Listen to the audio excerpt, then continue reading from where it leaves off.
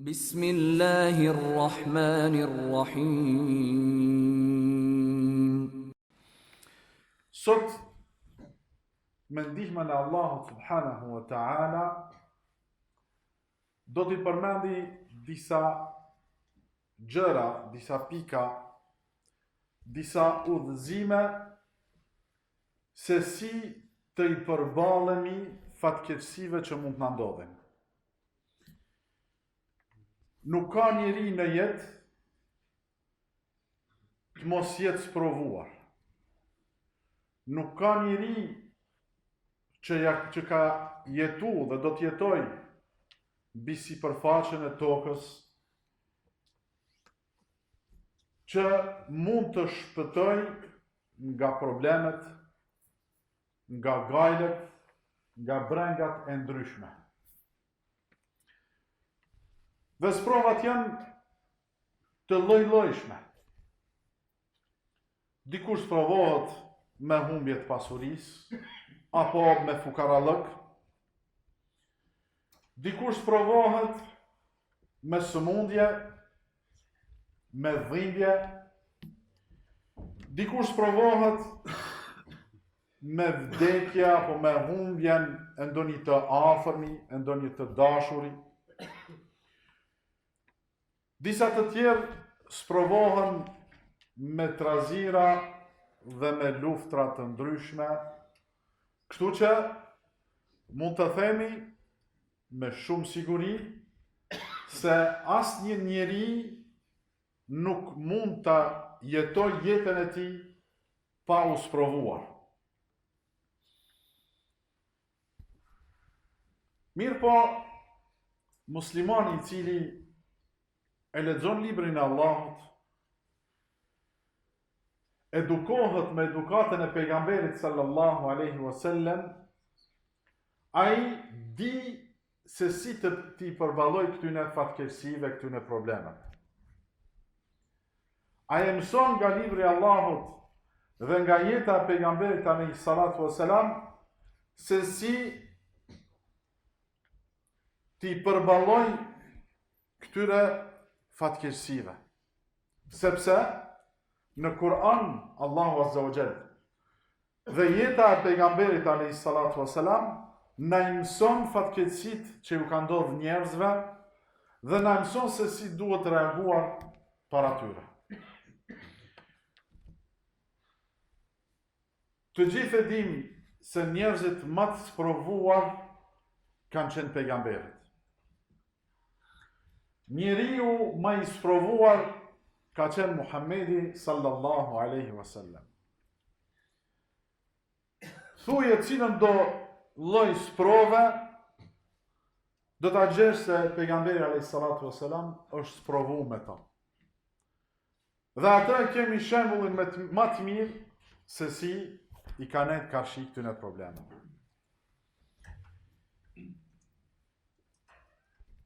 Besimtari i cili di të reagoj, i cili di të përballoj këtyne fatkeqësive, ai do të shpërblehet në dynja për sabrin dhe mënyrën se si i ka përballu, do t'i kaloje këto vështirësi më lehtë dhe padyshim se shpërblimi më i madh do t'jetë në xhennetet e Allahut, në ahiret apo në botën tjetër.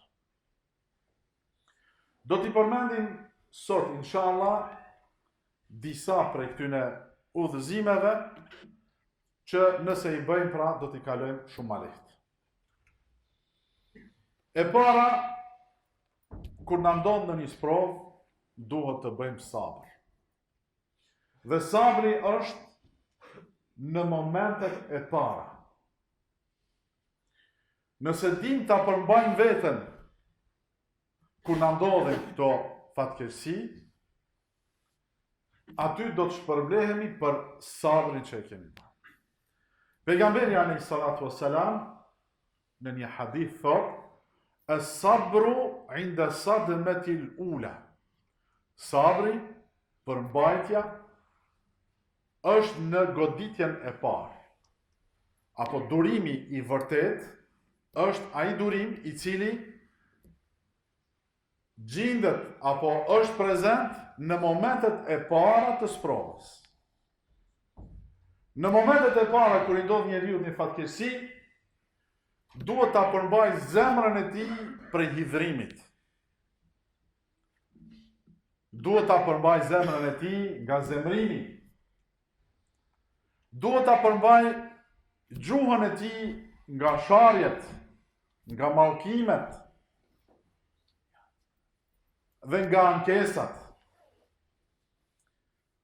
Duhet ta përmbaj edhe trupin e tij, gjymtyrët e tij nga ndonjë lëvizje, nga ndonjë gjest që nuk i shkon për hije besimtarit. Pra, pika e parë që duhet të bëjmë sabër që nga fillimi. Të mundohemi ta përmbajmë veten tonë që nga fillimi. Nëse bën durim, nëse bën sabër, shpërblimi nga Allahu Azza wa Jall është i madh. Dhe kur ta din ti që shpërblehesh për sabrin që e bën, do të motivohesh më shumë për me durua, për me bën sabër. Pejgamberi alayhi salatu wassalam thot, ka thënë Allahu subhanahu wa ta'ala për hadithi është kudësi, ma li abdi indi jazaa'un idha qabadtu safiyahu min ahli ad-dunya thumma ihtasabahu illa al-jannah. Shpërblimi i robit tim, kur t'ja marr ndonjë të dashur, kur të vdes ndonjë i dashur i tij dhe ai bën sabër, dhe e pret shpërblimin e Allahut Azza wa Jall është vetëm xheneti. Pra kur një njeri i ndodh ndonjë humbje, i vdes ndonjë i afër, dhe ai bën sabër, dhe sabrin e bën për hir të Allahut. Allahu subhanahu wa ta'ala më thot, shpërblimi i tij nuk mund të jetë vetëm se xheneti i Allahut.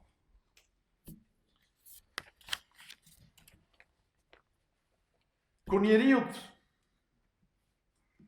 i ndodh një sprovë, e përjeton një sprovë apo fatkeqësi, duhet krejtësisht të i dorëzohet Allahut.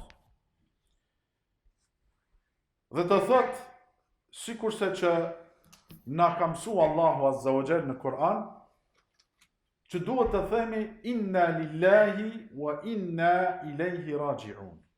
Ne jemi të Allahut dhe të ai do të kthehemi.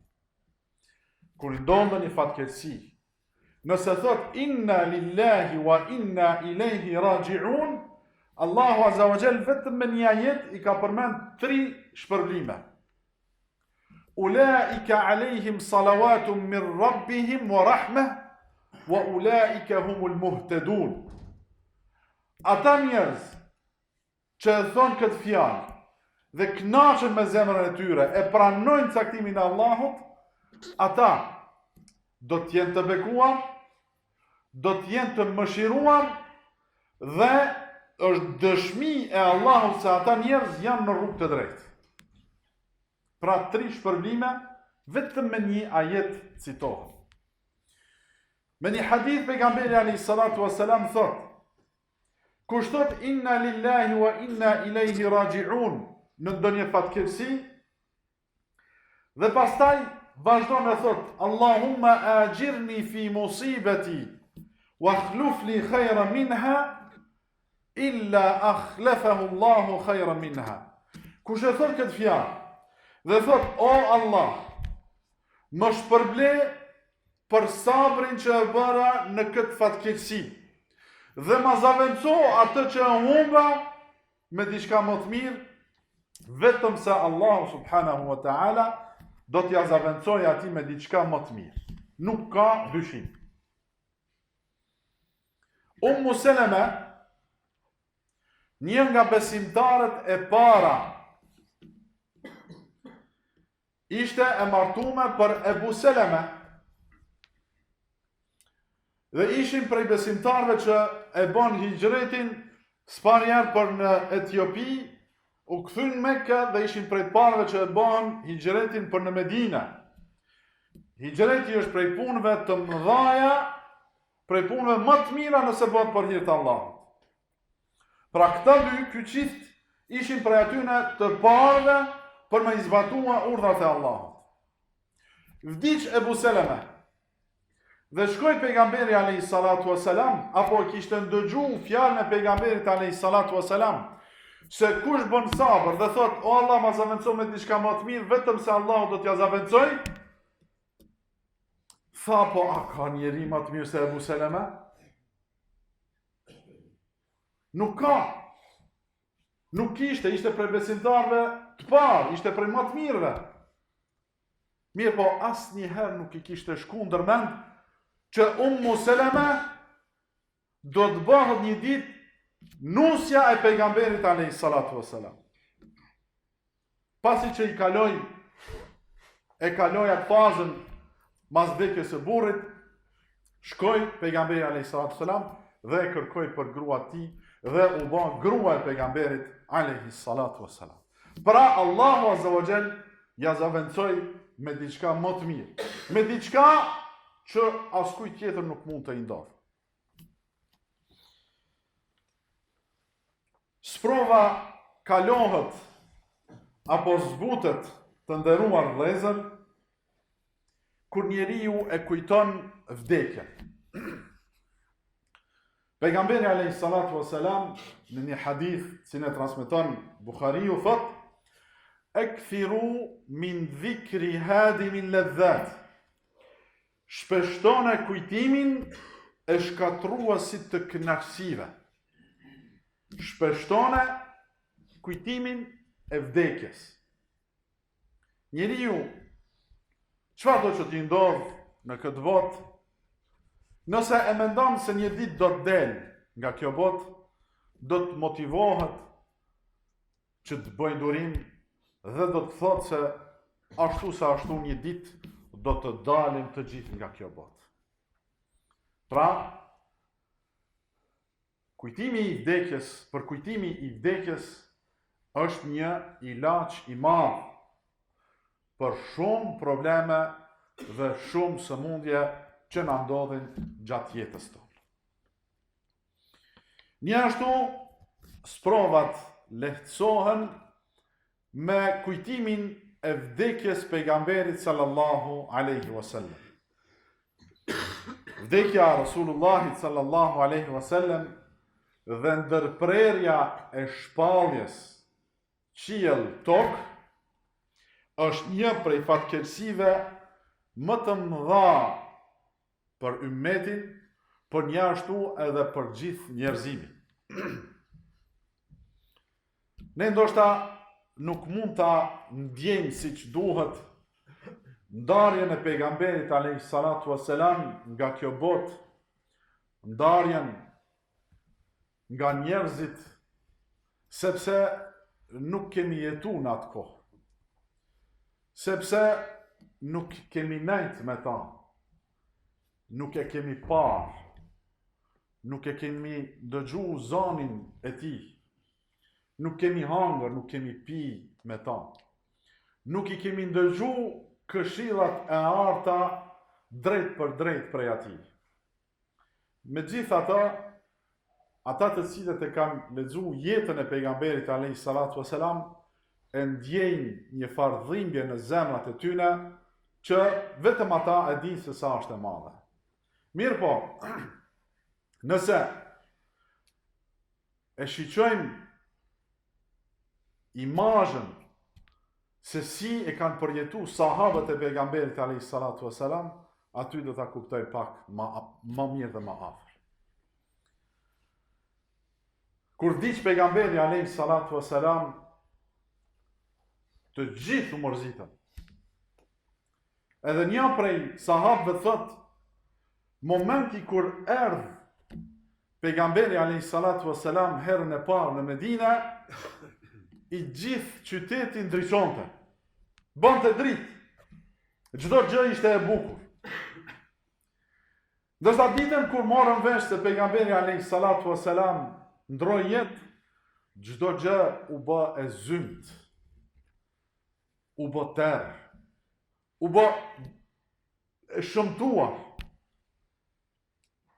Ka pas prej sahabëve dhe prej tyre Omeri radiallahu ta'ala anhu, që doli në një hesab tjetër, gati e humbi arsyen, e nxorri shpatën dhe tha, kush thot se Muhamedi alayhi salatu wasalam ka vdek, unë do t'ja kpus kokën. Ai nuk ka vdek. Ai ka shku me marrë shpalljen, sikurse që ka shku Musaji alayhi salam me marrë shpalljen. Edhe pse e dinte se pejgamberi alayhi salatu wasalam ishte në dhomën e Aishës. Me shpat u kërcnonte dhe thoshte, kush thot, unë do t'ja kpus kokën. Dhe të gjithë e dini forcën dhe ashpërsinë e Omerit radiallahu anhu. Derisa erdhi Abu Bekri radiallahu anhu, e pa dhe u vërtetua se pejgamberi alayhi salatu wasalam kishte ndru jetë, doli te Omeri dhe para xhamatit dhe besimtarëve dhe tha fjalën e tij të njohur, men kana ya'budu Muhammadan fa inna Muhammadan qad mat, wa man kana ya'budu Allaha fa inna Allaha hayyun la yamut. Kush e ka adhuruar Muhammedin, Muhammedi ka vdek. Ndërsa kush e ka adhuruar Allahun, Allahu është i gjallë dhe nuk vdes kurrë. Aty e kuptoi Omeri radiallahu anhu dhe ra dhe filloi të çaj me të madhe. Pra, kjo është sprovë e madhe, është sprovë për gjithë ummetin. Njeriu kur ti krahasoj sprovat e tij të përditshme me këtë sprovë, duhet të i duken sprova të vogla.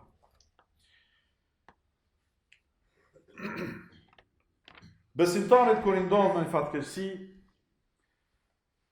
duhet ta pranoj atë dhe të kënaqet, sepse mund të i ndodh diçka edhe më e madhe. Mund të i ndodh diçka edhe më tragjike. Nëse humb një pjesë të pasurisë, duhet të thotë elhamdulillah, sepse kishte mujt, është e mundshme që ta kisha humbur të gjithë pasurinë. Nëse i vdes një antar i familjes, duhet të mendoj dhe të thotë, kishin mundur të më vdesin 2 apo 3, sikur që ndodhen. Nëse i paraqitet një sëmundje, duhet të thotë elhamdulillah që nuk më janë paraqitur më shumë se 1, 2, 3 apo 4 sëmundje, që të tjerëve mund të ndodhë. Urwa ibn Zubair rahimahullah e tregon apo na jep një shembull shumë të mirë. Ai u sprovu me një sëmundje në këmbë dhe doktorët vendosin m'ia prej këmbën. Ja presin këmbën dhe shkon e varros me duart e veta. E thot elhamdulillah që asnjëherë me ty nuk kam shku në haram.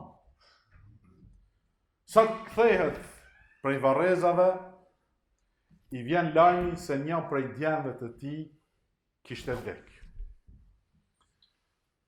Dhe thot elhamdulillah, elhamdulillah, e falenderon të Allahun azza wa jall me të madhe, derisa njerëzit që ishin rreth tij i thanë, pse po e falenderon atë shumë Allahun? Thot, si mos ta falenderoj? Kur Allahu azza wa jall më dha shumë gjymtyr, mi dha duart, mi dha këmbët, mi dha syt, mi dha veshët, mi dha shumë gjëra, po vetëm një ma ka marrë. Si mos ta falenderoj? Kur kishte mundur me mi marrë të gjitha. Po edhe prej fëmijëve më dha shumë, ma mori vetëm një. Si mos t'jem falenderues? Dhe vazhdoj duke thënë elhamdulillah, elhamdulillah. Le të kënaqet besimtari me sprovën apo fatkeqësinë në dynja, që i ka ndodhur atij në dynja e Allahu Azza wa Jall nuk ja ka vënua në ahiret. Sepse besimtarit, kur i ndodh në një fatkeqësi në dynja, me atë pastrohet nga gjunahet. Nëse shkon pa u sprovuar, ai ndoshta duhet i paguaj në botën e ardhshme dhe atje është më vështirë me i bë sabër dënimit të Allahu subhanahu wa ta'ala. Besimtari hecën, jeton në këtë botë dhe sprovohet për çdo ditë, derisa mbi supet e tij nuk mbetet asnjë mëkat, asnjë gjuna. Shkon tek Allahu Azza wa Jall i pastër.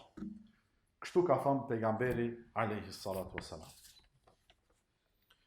Besimtari duhet ta di se ajo që e ka goditur, ajo që i ka ndodhur, ka qenë caktimi i Allahut, dhe se caktimi i Allahut apo caktimin e Allahut nuk mund ta ndrojë askush. Do ta di dhe të jetë i bindur se urtësia e Allahut nuk mungon asnjëherë në caktimin e tij. Për atë çka të ndodhe, me siguri ajo është mirë dhe hajër për ty. Pika e fundit që nuk bën të neglizhohet, kur i ndodh besimtarit në një fatkeqësi, duhet ta lut Allahun Azza wa Jall që t'ja largoje dhe t'ja lehtësoje atë vështirësi. Duaja është arma e besimtarit. Por çdo gjë duhet të kthehet tek ai i cili në duart e tij janë zgjidhjet. Pra duhet të i kthehemi Allahu subhanahu wa ta'ala, të i kërkojmë atij lehtësim dhe zgjidhje për fatkeqësitë dhe problemet që mund të na ndodhin. Elusim Allahun Azza wa Jall të na bëjë të fortë para fatkeqësive dhe vështirësive të jetës. Elusim Allahun Azza wa Jall të dalim të pastër pas atyne sprovave dhe fatkeqësive. Elus Allahun Azza wa Jall na jep iman, të na zbukuroj zemrat tona me iman, të na zbukuroj gjestet tona me sjellje dhe moral të mirë, me sjelljen e Muhamedit sallallahu alaihi wasallam. أقول ما تسمعون وأستغفر الله لي ولكم.